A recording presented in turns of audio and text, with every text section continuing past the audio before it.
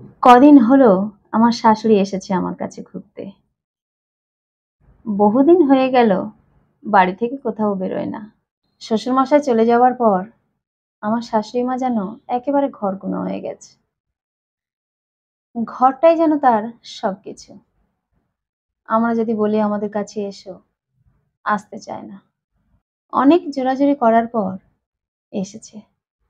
আসতে চায় না তার কারণ হলো আমরা দুজনেই চাকরি করি। বাড়িতে কেউ থাকে না। কাজের দিদিটা অবশ্য থাকে। কিন্তু তার সঙ্গে আর কতক্ষণ সময় কাটানো যায়? মনের কথা তো আর তার সঙ্গে শেয়ার করা যায় না। এটা আমার শাশুড়ির বক্তব্য। তাই আসতে চায় না। তবে এবার অনেক জোরাজুরি করার পর এসেছে। সপ্তাহখানেক ছুটি নিয়েছিলাম। শাশুড়ি মায়ের একা একা ভালো লাগে না বলে সময় কাটাবো। দেখতে দেখতে একটা সপ্তাহ কেটে গেল। আমাকে যেতে হবে অফিসে। আমার শাশুড়ি মা বলল, বৌমা তাড়াতাড়ি ফিরে এসো, একা একা ভালো লাগে না। আমি বললাম, একা একা কেন হবে? দিদি রয়েছে তো, ওনার সাথে গল্প করো না, খুব ভালো মানুষ। ওর সাথে মনের কথা শেয়ার করা যায়। শাশুড়ি মা কিছু বলল না। আমি আমার মতো চলে গেলাম। বিকালে তাড়াতাড়ি ফিরলাম। আস্তে আস্তে আমার সন্ধ্যা হয়ে যায়। কিন্তু আমি বিকালে ফিরেছি। ভাবলাম শাশুড়ি মা একা একা বোর হয়ে যাচ্ছে, হয়তো তার সাথে সময় কাটাতে চাইছে না, তাই একটু তাড়াতাড়ি বেরোলাম। এসে দেখি দুজনে বেশ গল্প করছে। আমি বললাম, তবে এই তো ভালোই তো মিশে গেছেন, এবার থেকে আমার আর তাড়াতাড়ি আসতে হবে না। আমার শাশুড়ি বলল, না না, তুমি আসবে। তুমি কি করবে বাইরে এতক্ষণ, মেয়ে মানুষ? আমি তো আমার শাশুড়ি মায়ের এরকম কথা শুনে অবাক হয়ে গেলাম। আমি বললাম, ওমা এ কি কথা? কাজ থাকলে থাকতে হবে না? মেয়ে কি আর ছেলে কি? মেয়ে বলে কি আমি চাকরি করছি না, ঘরে বসে আছি? রোজগার তো আমাকে করতে হচ্ছে। তবে তাড়াতাড়ি চলে আসাটা ভালো, একদিক থেকে সেটা ঠিক কথা, কিন্তু এইভাবে বলা উচিত নয় মা। আমার শাশুড়ি বলল, সব জানি কি করো অফিসে বসে বসে, সারাক্ষণ বসে বসে গল্প করো। কাজ কি আছে বলো তো তোমাদের? আমি তো আরো হতবাক হয়ে গেলাম। আমি বললাম, এ কি, আপনি কি করে জানলেন আমি কি করি অফিসে? গল্প করি কি কাজ করি? আপনার ছেলে বলেছে বুঝি, নাকি আপনি গিয়ে দেখে এসেছেন? আমার শাশুড়ি মা আর কিছু বলল না, চুপ করে গেল। আমার খুব খারাপ লাগলো এটা ভেবে, যার জন্য এত ভাবি, যার জন্য এত করি, তার মন থেকে পাপটা আর গেল না, চিরজীবন একই রকম রয়ে গেল। সকালে উঠে আমি একটু আমার কাজের দিদির সাহায্য করে দিই, সবজি কেটে দিই, আরো টুকটাক প্রয়োজনীয় কাজ করে দিই। সেরকম ভাবে সকালবেলা উঠে সবজি কেটে দিচ্ছিলাম। কাজের দিদি আমাকে বলল, জানো বৌদি, কালকে তোমার শাশুড়ি তোমার সম্বন্ধে অনেক খারাপ খারাপ কথা বলছিল, আর আমাকে বলে দিচ্ছিল এগুলো যেন ওকে বলো না। আচ্ছা বলো বৌদি, এতদিন তোমার নুন খেয়েছি, তোমার সম্বন্ধে খারাপ কথা কেউ বলে যাবে আর তোমাকে সেটা জানাবো না? আমি তো ওর মুখের দিকে হাঁ করে তাকিয়ে রইলাম। আমি বললাম, কি বলেছে তোমার কাছে? দিদি আমাকে বলল, বলছিল যখন বিয়ে হয়ে আসে প্রথম প্রথম সংসারে একটা কাজও করতো না, সব আমাকে করতে হতো। বেলা ৯টায় ঘুম থেকে উঠতো, নতুন বউ বলে কিছু বলতাম না। আমার ছেলে যখন চাকরি করতো তখন কিন্তু বাড়ি থেকে আসেনি, যখন আমার বৌমা চাকরি পেল তখন বাড়ি থেকে চলে এলো আমাদের ছেড়ে। তাহলে ভাবো, চাকরি পেয়েছে বলে মাথা কিনে নিয়েছে। আমি বললাম, এরকম বলেছে তোমার কাছে? দিদি বলল, হ্যাঁ। আরো বলছে, চলে আসার পর আমাদেরকে আর টাকা পয়সা পাঠাতো না, সবকিছু আমার হাজব্যান্ডই চালাতো। হাজব্যান্ড বেশি মাইনে পেত না, তাতেই আমাদের চালাতে হতো জানো। ছেলে আমার খুব ভালো, বৌমাই পাঠাতে দিত না টাকা। আমি তো অবাক হয়ে গেলাম দিদির কথা শুনে। আমি বললাম, তাই বুঝি? আমি তখন দিদিকে সব বললাম। যে আসলে না, যখন আমি চাকরি পাইনি, তখন আমার শ্বশুর-শাশুড়ি আমার সঙ্গে অত্যন্ত খারাপ ব্যবহার করত। আর কোনো মেয়ে নতুন বিয়ের পরে বেলা ৯টা পর্যন্ত ঘুমোতে পারে? বরং নতুন, নতুন সে অনেক কাজ করে। আস্তে, আস্তে পুরনো হতে, হতে সে এরকমটা করে। আমার শাশুড়ি মা তোমাকে যেটা বলেছে, সম্পূর্ণ উল্টোটা বলেছে। এরকমটা কখনো হয় বুঝি?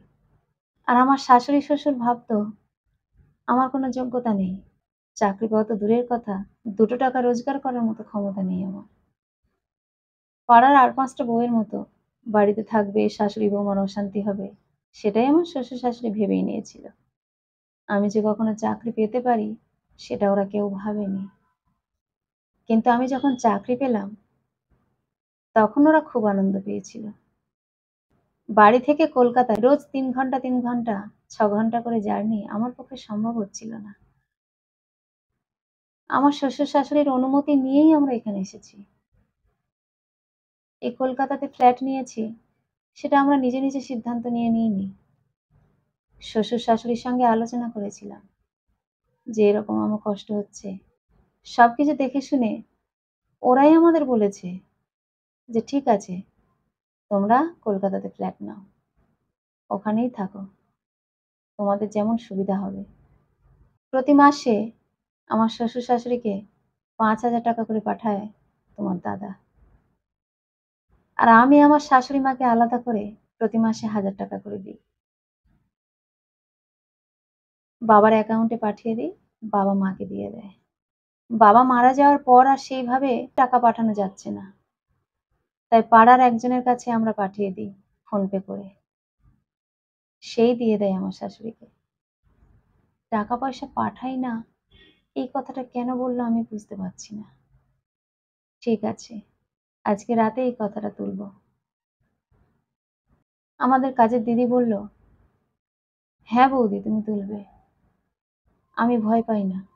সত্যি কথা বলতে আমি একদমই ভয় পাবো না। আর যে মানুষগুলোর কাছে আমি এত বছর আছি, তারা কেমন সেটা আমি জানি না?" রাত্রিবেলা যখন আমার স্বামী বাড়ি ফিরল, তখন আমরা সবাই মিলে টিফিন করতে বসলাম। শাশুড়ি মাও ছিল। আমরা ৪ জনে একসাথে বসে টিফিন করছিলাম। আমি সেই সময় কথাটা তুললাম। আমি বললাম, "মা, আপনি আমাদের দিদির কাছে কি বলেছেন? আমি আপনার ছেলেকে টাকা পাঠাতে দিই না? বাবার টাকাতেই আপনাদের কষ্ট করে সংসার চলত?" আমার শাশুড়ি মা আমার এই কথাটা শোনার পর থতমত খেয়ে গেল। বলল, "না, না, আমি ঐরকম করে কিছু বলিনি তো।" আমাদের কাজের দিদির সঙ্গে, সঙ্গে বলল, "মাসিমা, মিথ্যে কথা বলবেন না। আপনি এরকম করেই বলেছেন।" তখন আমার স্বামী তো অবাক হয়ে গেল। বলল, "মা, এ কি? তুমি এইসব কথা বলেছ? বাবা যখন মারা গেল তখন থেকে টাকা পাঠাতে অসুবিধা হতো। তাই ১ম কয়েক মাস আমরা টাকা সেইভাবে পাঠাতে পারিনি। তোমার কাছে গিয়ে, গিয়ে টাকা দিয়ে আসতাম। বাবা মারা যাওয়ার পর ১ম মাসটা তোমাকে ফোন করে বলেছিলাম যে তুমি একটু কারো কাছ থেকে ধার করে নাও। আমি ২ দিন পরে যাব, গিয়ে তোমার কাছে টাকা দিয়ে আসবো। আর তার টাকাটা শোধ করে দেব। তার পরের মাস থেকে তো আমি বিনয়ের কাছে ফোন পে করে তোমার কাছে টাকা পাঠাই। বিনয় তোমাকে দেয় না? আর যদি না দিত নিশ্চয়ই তুমি আমাকে বলতে। আর সে এমন ছেলেও নয় যে তোমাকে টাকা দেবে না। তুমি এমন কথা কেন বলেছ? ও কোনোদিনও আমাকে তোমাদের কিছু দেওয়া থেকে বাধা দেয়নি। কক্ষনো দেয়নি। তুমি এই কথাটা কি করে বলতে পারলে মা? সেই পুরানো অভ্যেসটা তোমার গেল না? একই রকম রয়ে গেলে? আমি তো ভেবেছিলাম তোমার মধ্যে পরিবর্তন এসেছে বাবা চলে যাওয়ার পর। কি পাও মা? নিজের বৌমার সম্বন্ধে এরকম খারাপ কথা অন্যের কাছে বলে? কি পাও? যখন সে সেটা করেনি? আমার শাশুড়ি মা এক্কেবারে মাথাটা নিচু করে চুপ করে রইল। আমি বললাম, "মা, আপনার জন্য এত কিছু করি। আপনি আসাতে আমি ১ সপ্তাহ ছুটি নিলাম। আমাদের কাজের দিদির সঙ্গে আপনার ভালোভাবে চলবে না সেটা আপনি আমাকে বলেছিলেন বলে। আমি আপনাকে বলেছি ওর সঙ্গে মনের কথা শেয়ার করুন। তার মানে তো এই নয় মিথ্যে কথা বানিয়ে, বানিয়ে বলবেন।" এটা কেন মা? আপনার আমরা ছাড়া আর কে আছে? আমরাই তো আপনাকে দেখব।